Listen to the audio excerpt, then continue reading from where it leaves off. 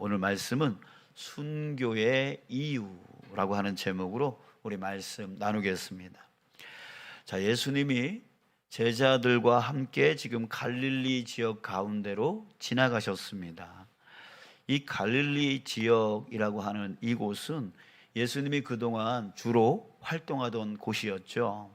자, 그렇기 때문에 이곳 사람들은 예수님에 대해서 아주 너무나 잘 알고 있었습니다. 그래서 예수님만 보이면 다 이렇게 몰려와 가지고 고쳐달라고, 또 귀신 쫓아내달라고, 또 이 문제 해결해달라, 저 문제 해결해달라, 이런 식으로 많은 사람들이 예수님께 모여들었었습니다. 자, 그런데 그때마다 예수님은 그걸 마다하지 아니하고 질병을 고쳐주고 귀신을 쫓아내주고 또 천국 복음을 가르쳐주고 등등의 여러 가지 사역들을 지금까지 해왔습니다. 자, 그런데 오늘 본문 내용에 보면 예수님이 그 평상시 했던 그 모습과는 다른 것을 우리가 볼 수가 있습니다. 30절 보십시오. 그곳을 떠나 갈릴리 가운데로 지날새, 자, 그 다음 말, 예수께서 아무에게도 알리고자 아니하시니. 자, 예수님께서요 아무에게도 알리지 아니하고 그냥 조용히 지금 지나가려고 하셨다라고 하는 거예요. 자, 그 이유가 무엇이었을까요? 바로 31절에서 말해주고 있는데요. 자, 이 말씀을 좀 더 이해하기 위해서 제가 현대어 성경 좀 더 쉽게 풀이해 놓은 성경을 여러분들에게 읽어드리겠습니다. 이는 제자들을 가르칠 시간을 더 많이 가지기 위해서였다.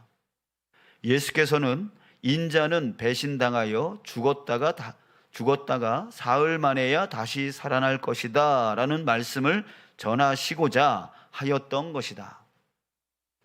자, 정리를 해보면요, 제자들을 가르칠 시간을 더 많이 가지기 위해서였다는 거예요.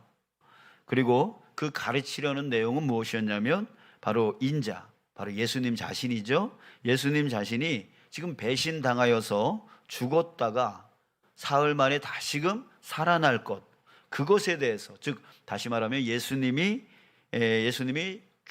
죽었다가 부활하는 이 죽음과 부활에 대해서 가르치기 위해서였다. 자, 이겁니다. 자, 우리 전에 19절에 보면은 예수님이 한탄을 하시면서 이렇게 말씀을 하셨어요. 믿음이 없는 세대여, 내가 얼마나 너희와 함께 있으며 얼마나 너희에게 참으리오. 시간이 얼마 남지 않았다는 거예요.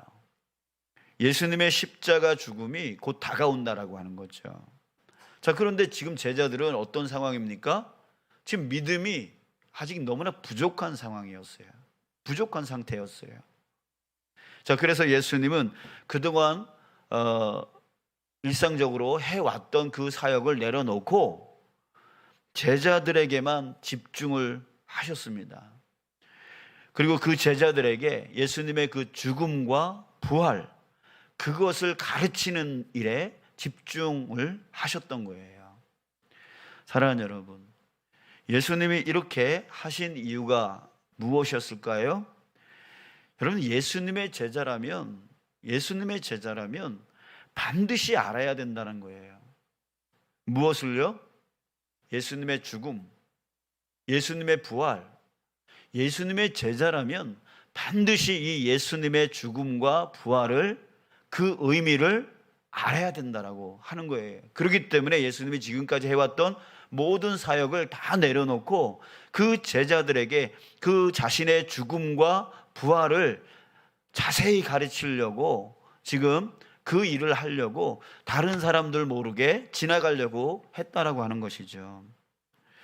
사실 예수님이 그동안 수많은 사람들 가운데 12 제자를 택하시고 또 그들을 데리고 다니면서 가르치시고 또 기적이라든지 그런 능력이라든지 이런 것들을 보여주시는 그 일을 했던 이유가 바로 여기에 있습니다. 바로 예수님의 죽음과 그 부활을 가르치기 위해서.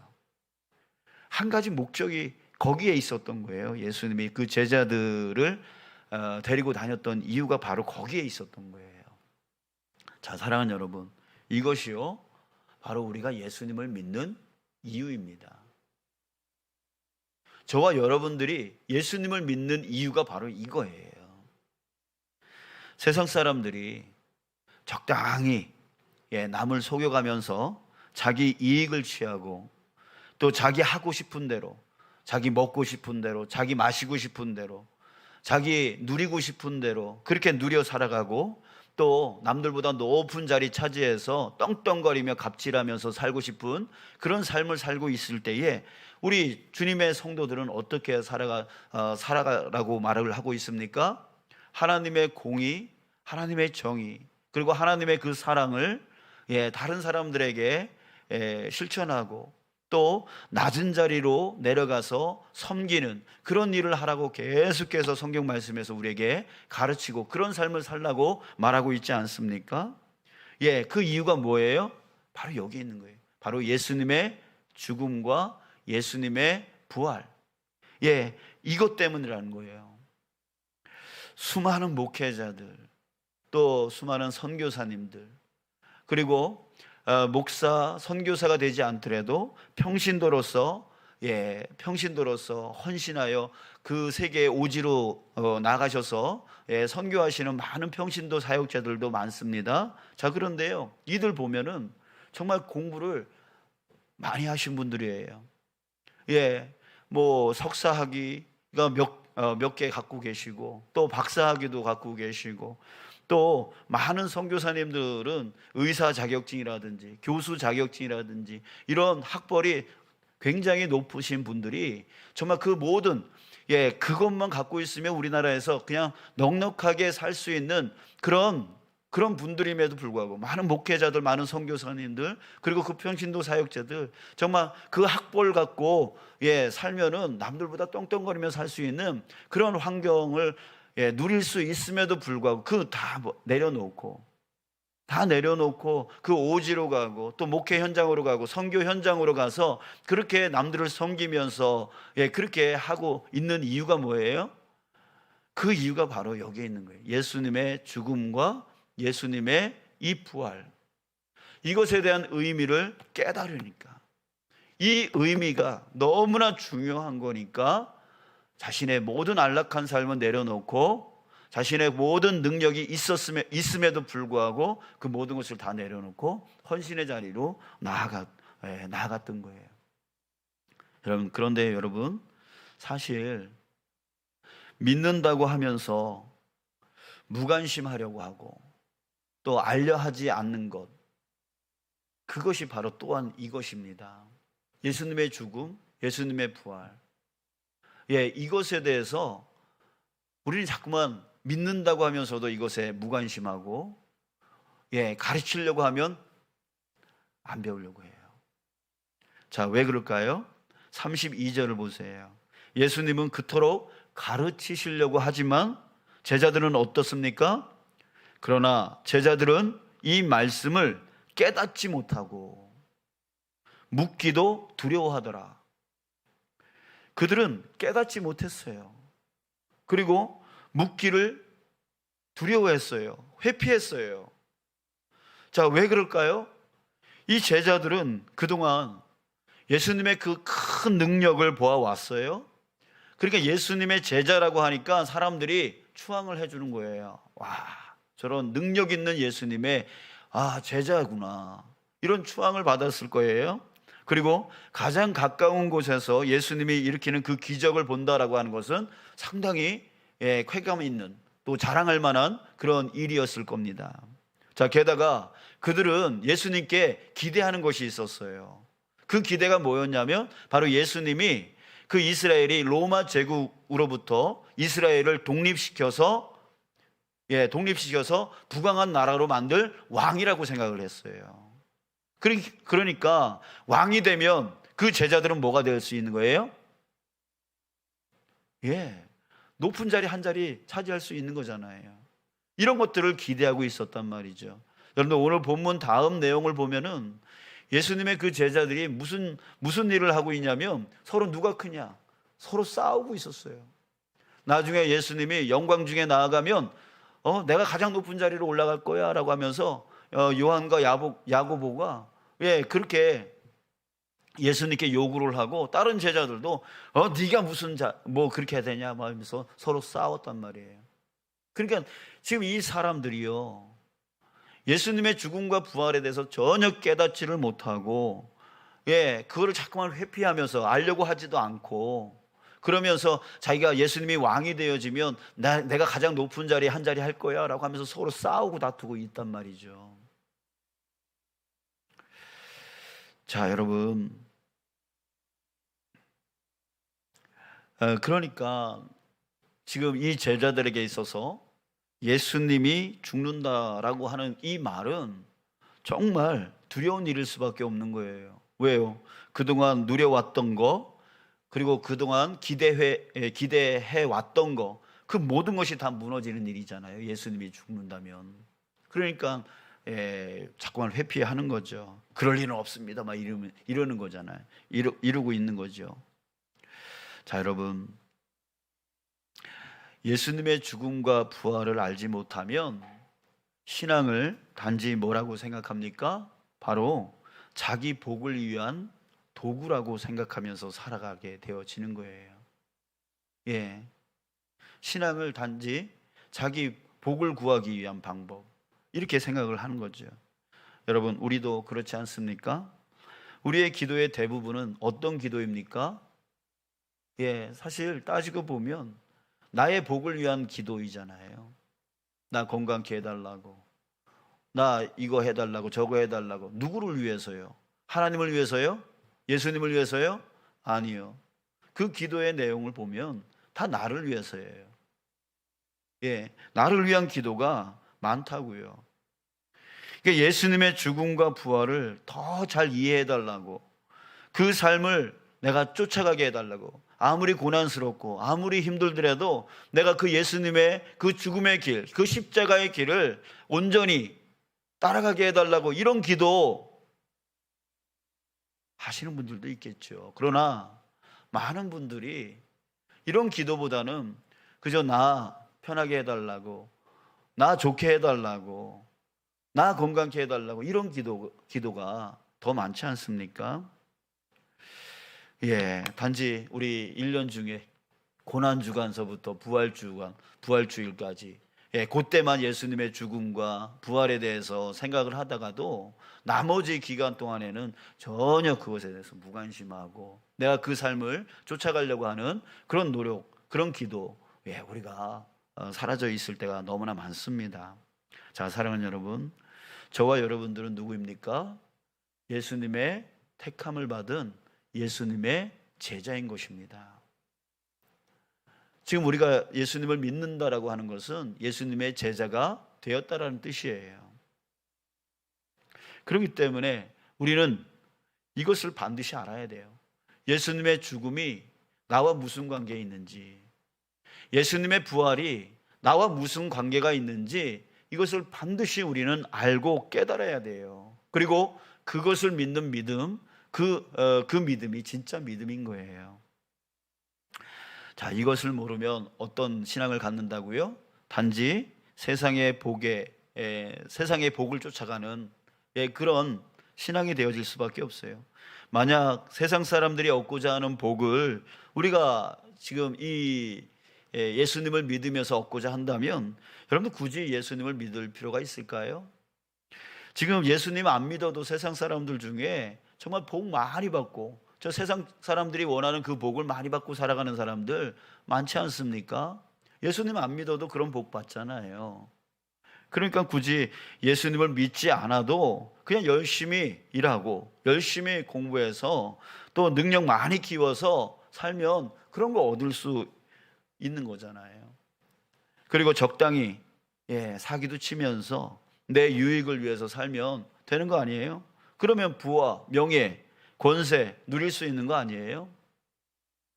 자, 그러나 우리 믿는 자들이 받는 복은 그런 세상적인 복을 뛰어넘는 복입니다.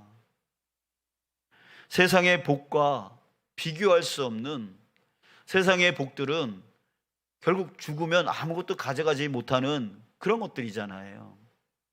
그냥 썩어질 복들이라고요. 없어질 복이라고요. 그러나 우리가 얻을 복, 예수님을 믿음을 통해서 얻는 복은 영원히 썩지 아니하는 영원한 복이라고요. 그것 때문에 우리가 지금 예수님을 믿는 거라고요. 그 영원한 복은 그냥 보이지는 않습니다. 그냥 깨달아지지가 않는 거예요.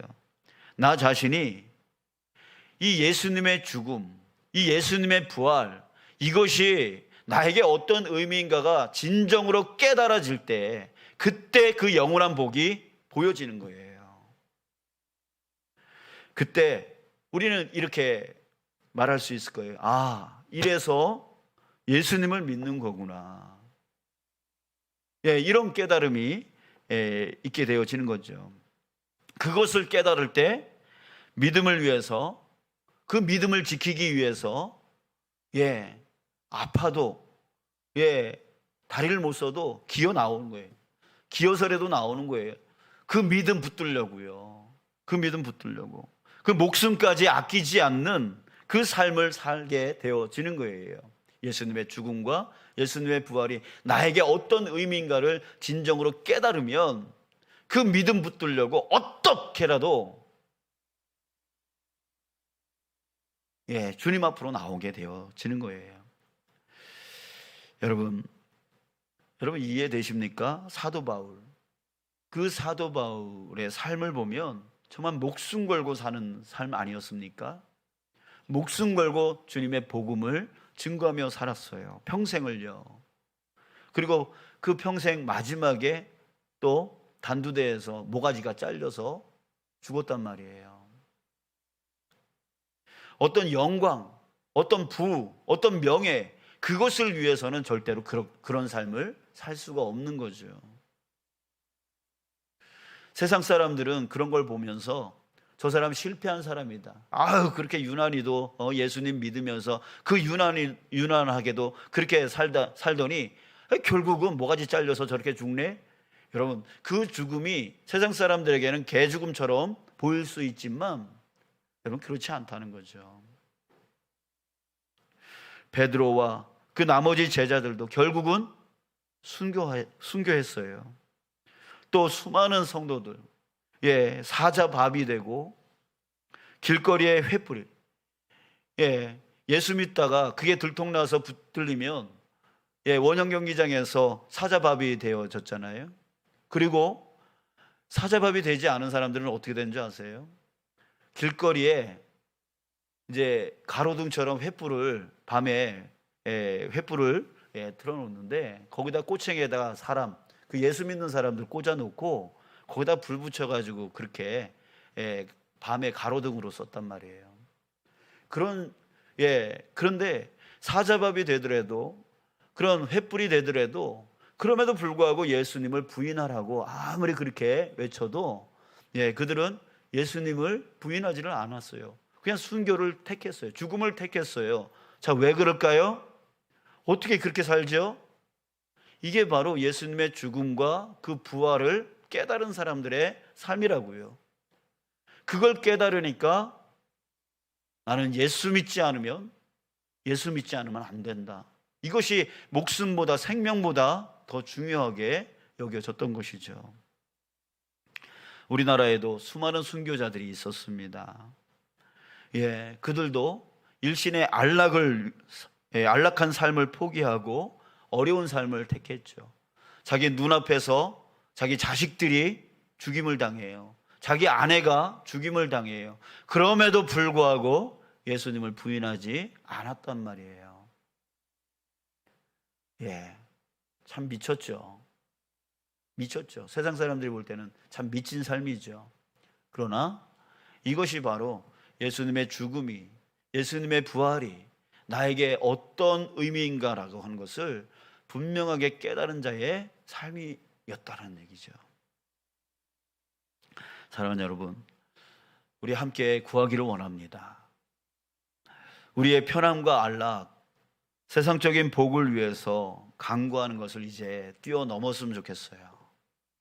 예, 물론 주님을 믿을 때에 우리의 삶에 필요한 것들을 주님께서 채워주신다라고 했어요.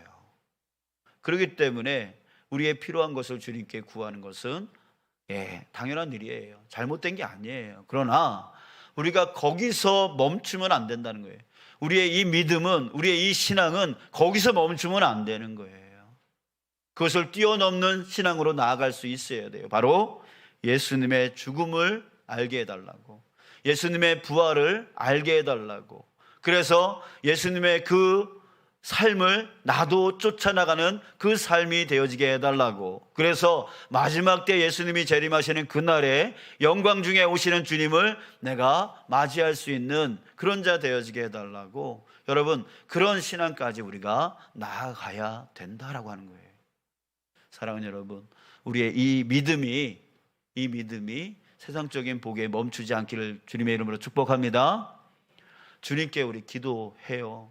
주님 알게 해달라고요. 깨닫게 해달라고요. 그리고 그 삶을 살아가게 해달라고. 예수님의 죽음, 예수님의 부활을 알고 깨달아서 그 길로 나아갈 수 있게 해달라고. 여러분들 우리 정말 나의 복을 구할 때마다 또한 그 기도도 우리가 반드시 하면서 우리 깨달아 나가기를 저와 여러분들 주님의 이름으로 축복합니다.